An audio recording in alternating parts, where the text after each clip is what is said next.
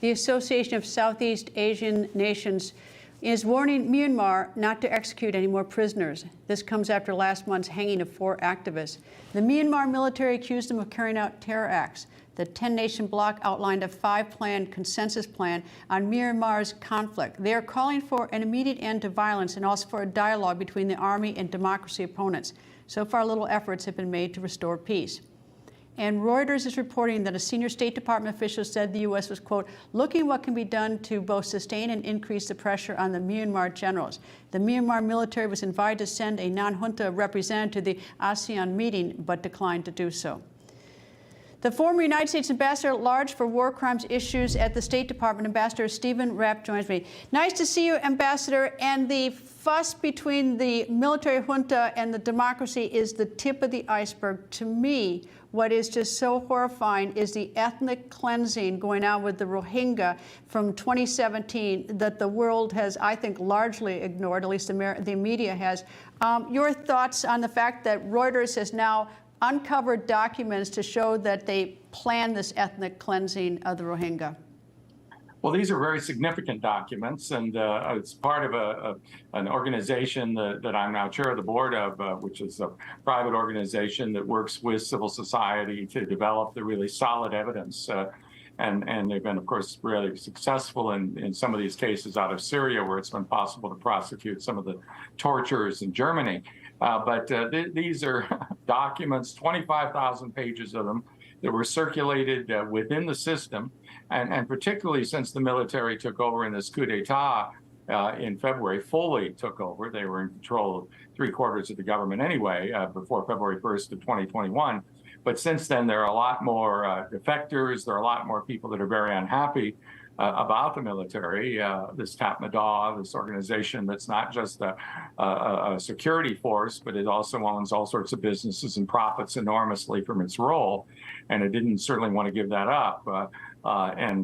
These documents point to the fact that this operation that they conducted in 2017, which followed up on others, was all planned and organized, and they were preparing for any minor issue that could occur. And they had this small organization that had almost a comic attack against the military. And then they immediately put into effect a massive campaign of destruction and clearance, burning more than 400 villages, rapes and murders, 10,000 people killed, 700,000 people moved into squalid camps, and now 5 years ago this month in Bangladesh.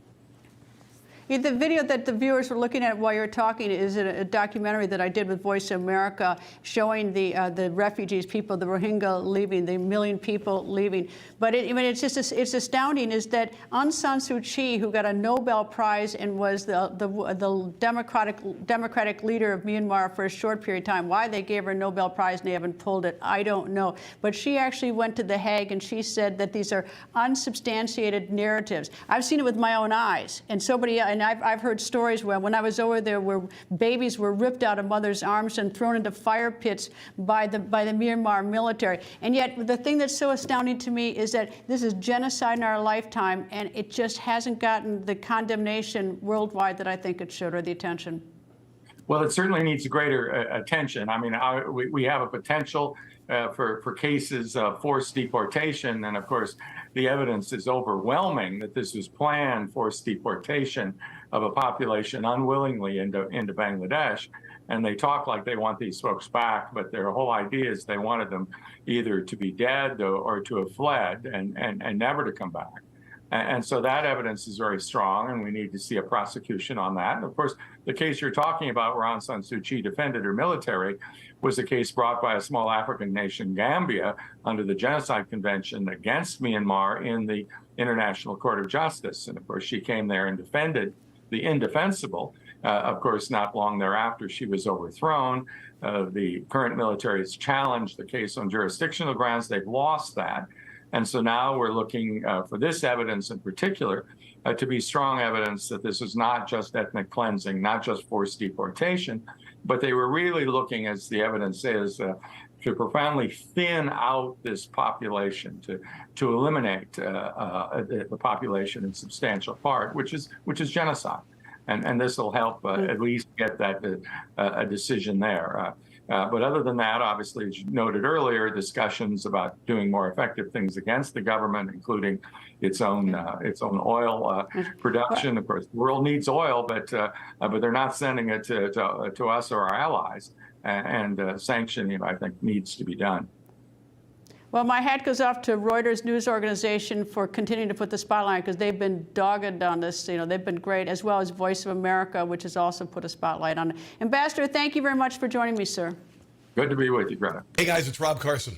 With inflation at its highest level in 40 years and interest rates skyrocketing, your retirement plans are in danger. Well, our friends at American Hartford Gold can help show you how to protect your savings and retirement accounts by diversifying your portfolio with physical gold and silver. Yeah. If you call them right now, they have a special offer. They will give you a free gold coin on your first qualifying order. So don't wait. Call now. Here's the number, 866-935-4309. That's 866-935-4309, or text Newsmax to 65532. That's Newsmax to 65532. Thank you.